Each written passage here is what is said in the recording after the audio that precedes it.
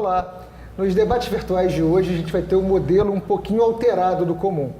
Com a presença aqui do professor Eduardo Manuel Val, que é um mestre tanto meu quanto do Siddhartha, a gente não conseguiu chegar num acordo de quem ia entrevistar. Então a gente vai fazer uma entrevista repartida. Eu vou fazer as 2 primeiras perguntas, o Siddhartha segue com as 3 perguntas seguintes.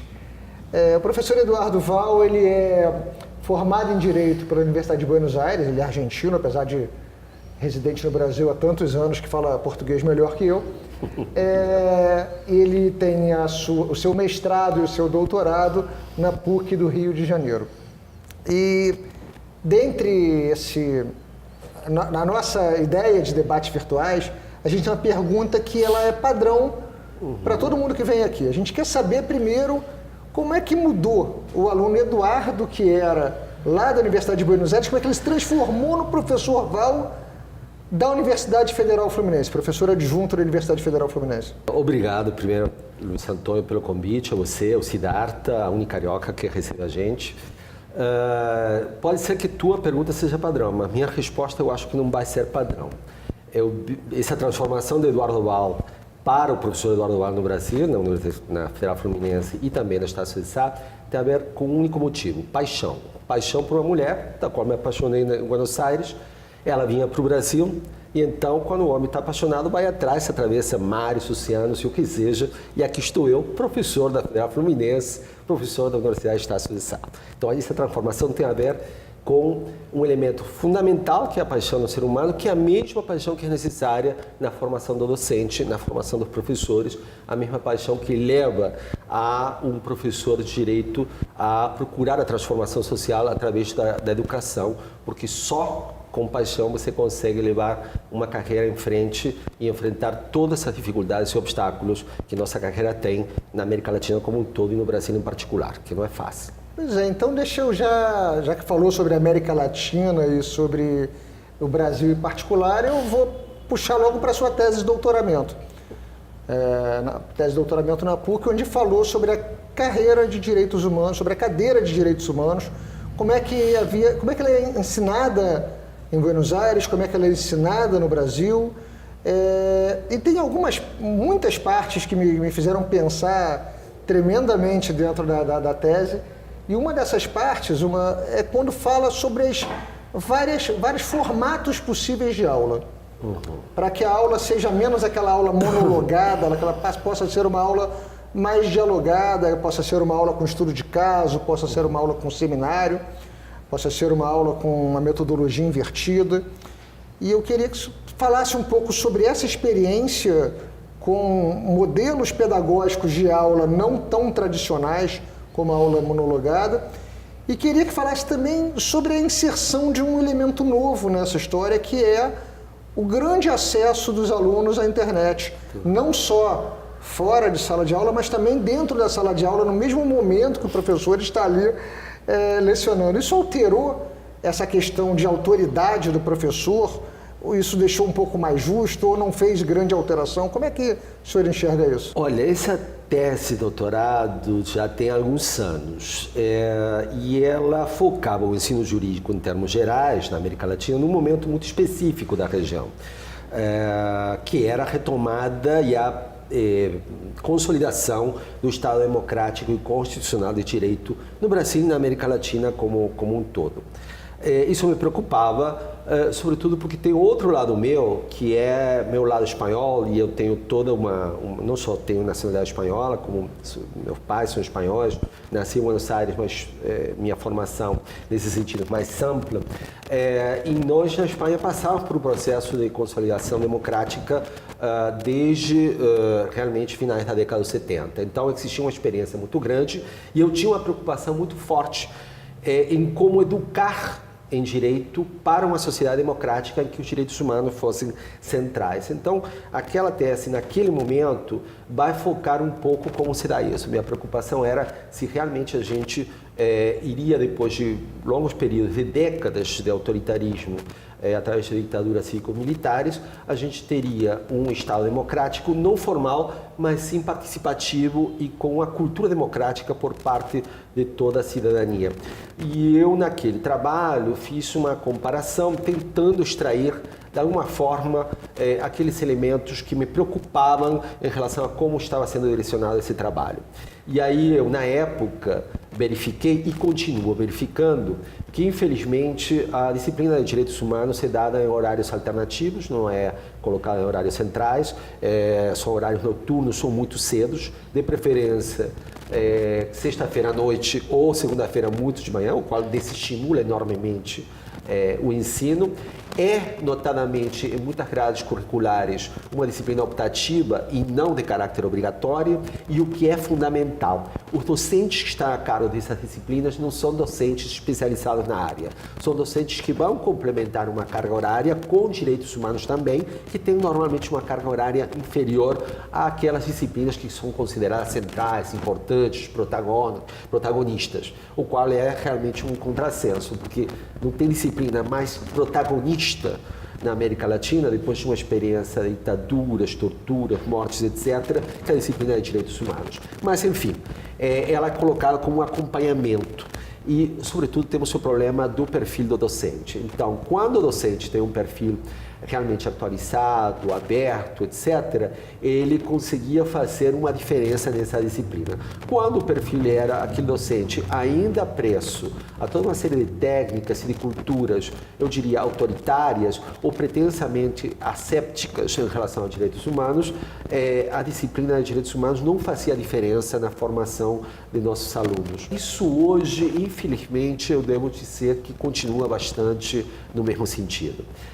Porém, você me perguntou sobre a intervenção e que câmbio gera a questão da internet dentro dessa disciplina. Eu acho que mudanças positivas. Internet e-mail não é fim. Ele não altera a questão da autoridade, que você se preocupa por isso. Eu acho que o aluno que está te acompanhando na internet, ele na realidade às vezes até pode estar verificando alguma informação, algum dado, mas em geral ele quer estender, ou seja, ampliar um pouco mais o conhecimento, além daquilo que você consegue falar presencialmente em poucos minutos. Então, nesse sentido, é muito importante e não altera o docente. O docente que se sente seguro, que conhece a matéria, que domina o tema, não tem nenhum problema em relação a isso. Em termos de técnica ou de instrumento para um melhor ensino, ajuda sim. Eu, por exemplo, hoje em dia, utilizo bastante a internet, seja em sala de aula, para fazer simulações, ou seja em pesquisas posteriores, para acessar bancos de dados, de informação, sobretudo, por exemplo, em termos de direitos humanos, na Corte Interamericana de Direitos Humanos, que é um tema que tem uma repercussão muito forte atualmente. Os alunos conseguem acessar em forma imediata depósitos onde está doutrina e jurisprudência, tanto nacional, brasileira, quanto também internacional e interamericana em forma específica, em forma rápida.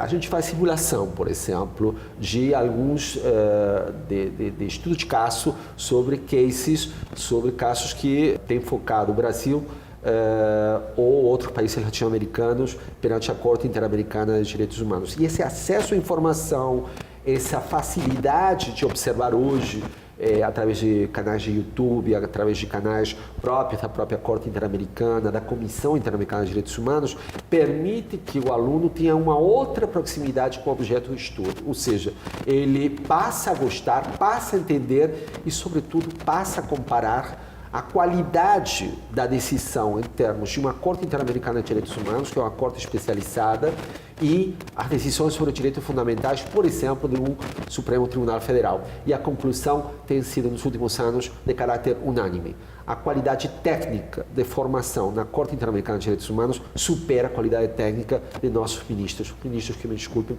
mas quando a gente compara decisões, a gente vê que existe realmente uma outra forma de abordagem muito mais eficiente, muito mais com argumentação muito mais elaborada e fundamentalmente com um embasamento teórico muito mais eficaz. Então, te respondendo, as diferenças são fortes, porque te permite uma maior interatividade com o discente. E em termos de mudanças no tempo, infelizmente, não só no Brasil, como na América Latina como um todo, o grande problema tem sido que justamente as disciplinas de direitos humanos não têm sido otimizadas e aproveitadas para mudar o paradigma de uma cultura em direitos humanos. Os nossos advogados, os nossos discentes que se formam em direito e que depois entram nas carreiras públicas, infelizmente, não têm a formação com qualidade em direitos humanos e têm uma certa insensibilidade em relação a grupos fundamentais de alta vulnerabilidade, como o tema do direito das mulheres, os direitos de caráter econômico e sociais, os grupos que são aleijados dos direitos fundamentais garantidos pela Constituição, grupos como os povos originários e outros grupos que são terceira idade, criança, adolescente, etc., que realmente têm formalmente os direitos garantidos e na prática isso não é exercido conforme eles têm direito. Muito obrigado. Eu vou agora fazer um corte e vamos trocar o entrevistador aqui para continuar a entrevista. Obrigado, Luiz. Prazer. Bom, então, dando continuidade à entrevista iniciada pelo professor Luiz Antônio, eu vou focar mais na tese de doutorado propriamente dita, que o título é Reflexões sobre o discurso e a prática do ensino jurídico, com especial ênfase aos direitos humanos, comparando o ensino no Brasil e na Argentina de 85 aos anos 2000. A tese tem basicamente dois grandes eixos. Um primeiro eixo que eu acho que é a metodologia do ensino, que é algo muito raro. Aqui no Rio de Janeiro, no Brasil em geral, a gente estuda muito metodologia da pesquisa. E essa primeira parte é como formar um operador de direito, um professor e esse novo perfil de docente e discente para preparar para a democracia e para os direitos humanos. Quais são as ferramentas pedagógicas para buscar esse objetivo, se houve uma mudança substancial de 85 a 2000, de 2000 para hoje em dia? E uma segunda parte que é mais de conteúdo material desse ensino de direitos humanos. Mas primeiro eu queria ouvir você falar um pouco disso, tipo, na formação desse aluno e desse professor, quais são as ferramentas pedagógicas que você dá algumas pistas ali para formar esse docente que não seja autoritário, mas que seja democrático e que esteja preparado para ocupar o seu papel na América Latina? Aquela preocupação que eu tinha sobre a qualidade do ensino jurídico ainda permanece, ou seja, ainda hoje eu considero que nós temos uma baixa qualidade de ensino jurídico. Em muitos casos até a gente piorou em termos de qualidade. Por quê? Porque basicamente o problema continua sendo o mesmo. O docente se sente com um grau de empoderamento e hierarquia em termos de seu conhecimento, de sua condição, e parte para o sistema tradicional de aula monodialogada, em que ele fala, apresenta descritivamente ou apresenta criticamente as questões, mas em uma aula de qualidade, num Estado democrático de direito em que se ensine direitos humanos, tem que ser uma aula participativa. Ou seja, a grande sacada é conseguir envolver o aluno a partir de sua participação. Então, o professor tem que dialogar com a turma tem que se interessar, ele tem que interagir, ele tem que chamar a turma para participar. Para participar colocando dúvidas, colocando observações, comparando com o mundo da vida, o mundo real. O Habermas falava muito do mundo da vida, né? E o mundo real tem que ser trazido para a sala de aula. Não adianta falar de casos hipotéticos, de casos abstratos. Nós temos uma riqueza de ofensas, infelizmente, aos direitos humanos tão grandes, e nós temos cada vez mais grupos de vulnerabilidade em que o Estado não consegue defendê-los, até às vezes a gente entra na dúvida se o Estado não está contra esses grupos de vulnerabilidade, no lugar de estar a favor, e apesar de a gente ter uma Constituição que pretende garantir direitos para esses grupos, mas quando os alunos começam a participar, a eles ter voz no debate acadêmico, no espaço acadêmico, eles conseguem ter um outro grau de interesse. Quando eles são aqueles que são incentivados convidados a participar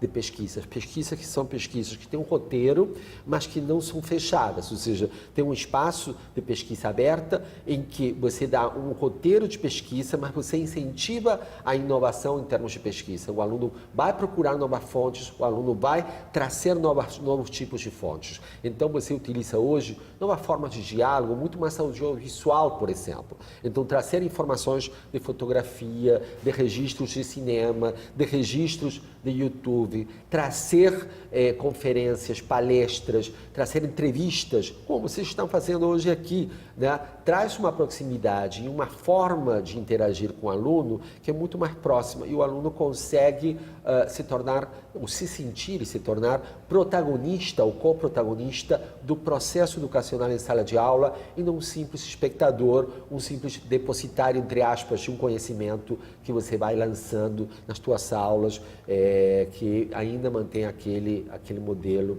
de aula magna. Isto levado em conta tanto na graduação quanto na pós-graduação.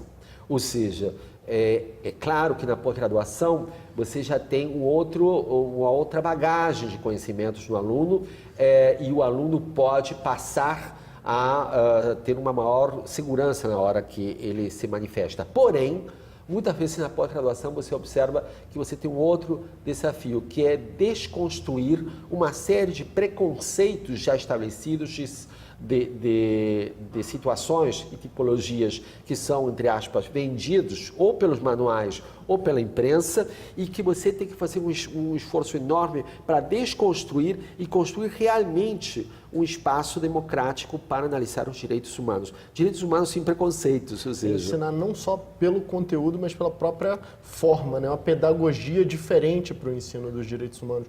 Muda, acho que, o conteúdo do que é ser professor, do que é ser aluno e do próprio papel da universidade.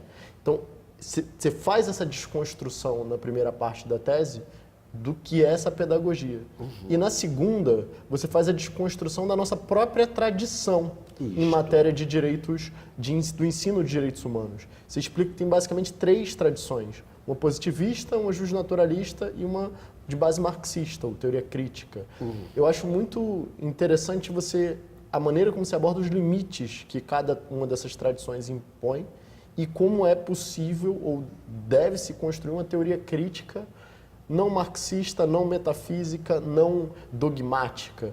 Como isso é possível? Nós temos uma tradição de colonização de pensamento, ou seja, a América é violentada por um processo de conquista, já passaram-se 5 séculos desse momento histórico, mas ainda continuamos a ser colonizados por formas de abordagem teórica que são construídas a partir de categorias construídas fora do nosso continente, o qual significa não só fora de um espaço geográfico, mas fora de uma realidade, de uma sociologia, de uma cultura que nos é própria e que é muito particular.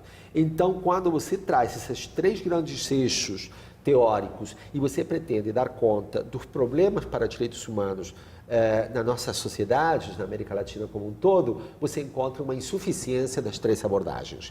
É claro que você vai encontrar insuficiência deles e até porque essas 3 formas de abordagem foram incorporadas e hoje estão bastante associadas a formas ideológicas muito específicas. Então, o que eu proponho é fazer uma teoria crítica, mas uma teoria crítica que ultrapasse os limites das 3 teorias tradicionais, do positivismo, sem dúvida, do justnaturalismo também, sem dúvida, e também do próprio marxismo, porque nenhuma delas dá conta de nossa realidade, das nossas tradições, da identidade própria de nossas sociedades. Então, como que você faz isso? Primeiro, ouvindo os nossos próprios pensadores, né? Mas a gente, para ouvir os nossos próprios pensadores, isso foi colocado por toda uma escola latino-americana de pensamento, na área de filosofia, de sociologia, na área de pedagogia. O Paulo Freire, por exemplo, no Brasil, é um exemplo disto. Nós temos que fazer as perguntas certas, ou seja, nós fazemos perguntas que são próprias do sistema eurocêntrico, dos Estados Unidos, da Europa. Nós ainda nos maravilhamos com soluções que são dadas por tribunais ou cortes internacionais. Quando falo de cortes internacionais, nesse sentido, estou me referindo a cortes de direito comparado, ou seja, Alemanha, Estados Unidos, etc. e tal, e não observamos que nós encontramos nos nossos próprios tribunais soluções muito mais apropriadas, soluções muito mais próximas da nossa realidade. E, nesse sentido, nós temos que fazer uma questão que é básica, uma grande revisão bibliográfica. Não para abandonar, não para jogar fora séculos de cultura eurocêntrica que já está absorvida, que já forma parte também do nosso DNA, mas sim para resgatar pensadores do direito, das ciências jurídicas e das ciências afins ao direito, das ciências sociais e humanas como um todo, que vão nos trazer um outro approach à realidade, uma outra forma de aproximação muito mais autêntica. E, em decorrência disso, nosso diagnóstico, nosso pensamento e a forma de abordagem do direito vai ser muito mais eficiente em relação ao que a sociedade espera, que são transformações reais. Por isso é que quando a gente diz por que é que, ainda no século XXI, ainda depois de tantos anos após a Constituição Cidadã do ano 88, nós não temos no Brasil um Estado que tem uma prática democrática enraizada e uma cultura democrática enraizada em toda a sua sociedade e até na própria classe política, que deveria ser a primeira, que deveria ter isso consolidado. O problema está dado porque se estuda direito desde um ponto de vista formal a partir de categorias que não são próprias e de uma forma que não resgata a nossa própria identidade. Última pergunta. Englobando um pouco a tese como um todo, mas misturando com sua vida e voltando um pouco para a primeira pergunta que você falou, eu vim para o Brasil por causa de uma paixão, mas uma paixão também não só por uma mulher, mas pela docência. Porque diferente de outros professores da sua geração, em que as pessoas se dedicavam a outras carreiras e a docência era uma insígnia para abrir outras portas, você optou pela docência full-time.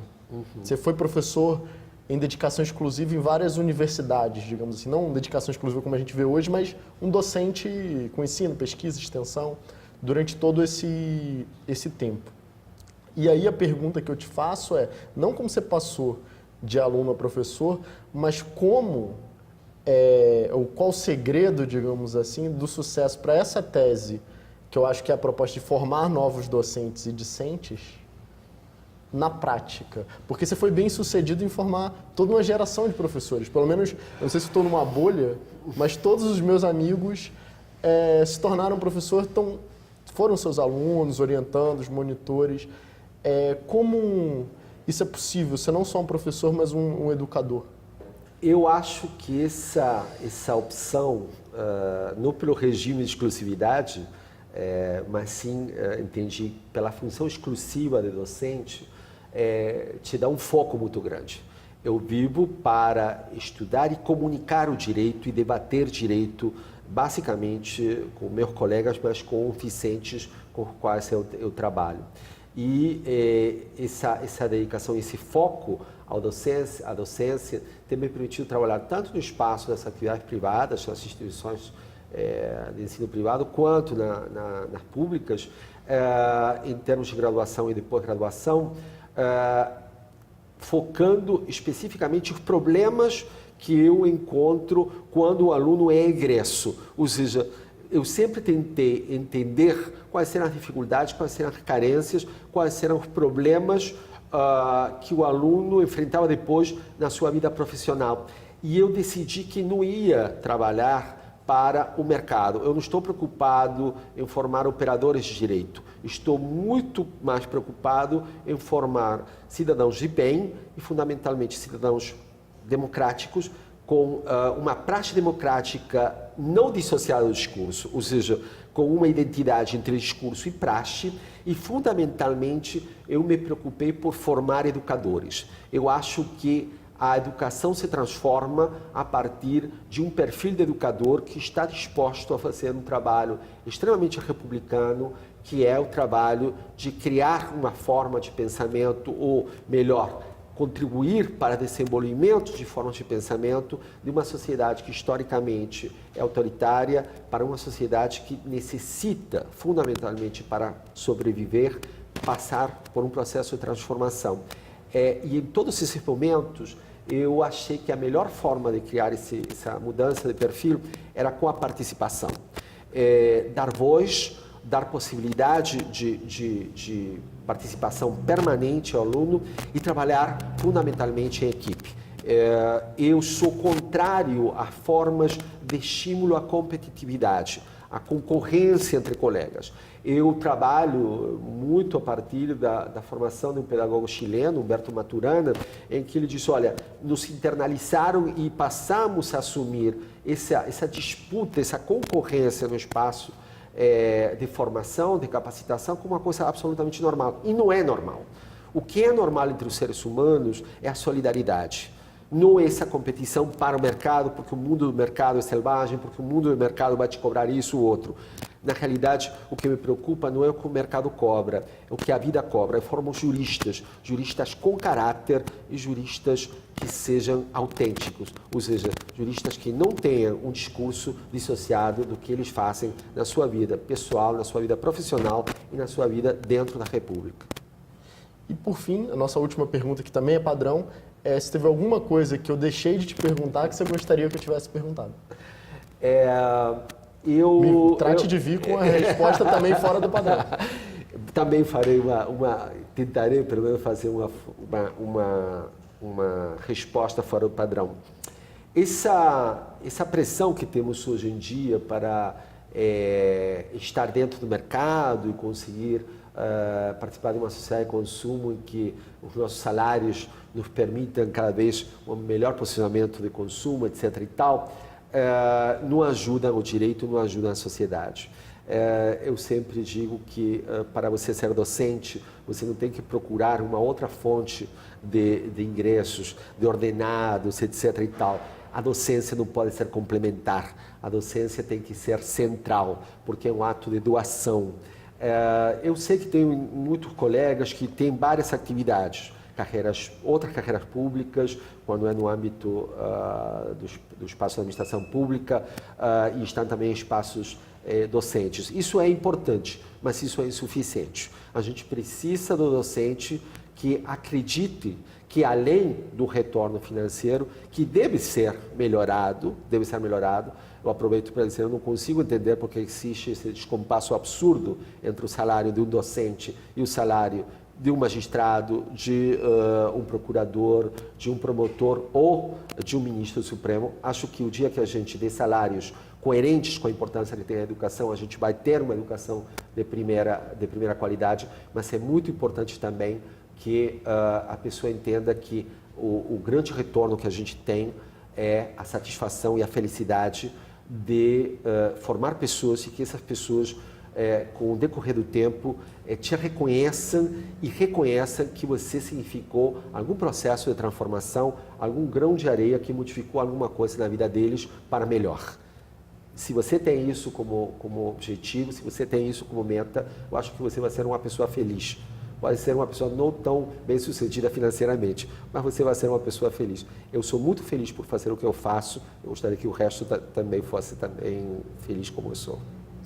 Val, queria te agradecer não só pela entrevista, mas por ter me feito escolher essa carreira. Você sabe que eu comecei a dar aula por sua causa, a primeira monitoria lá, e por me formar, não só como professor, mas como docente. Assim, sem você nada disso teria acontecido. Muito obrigado.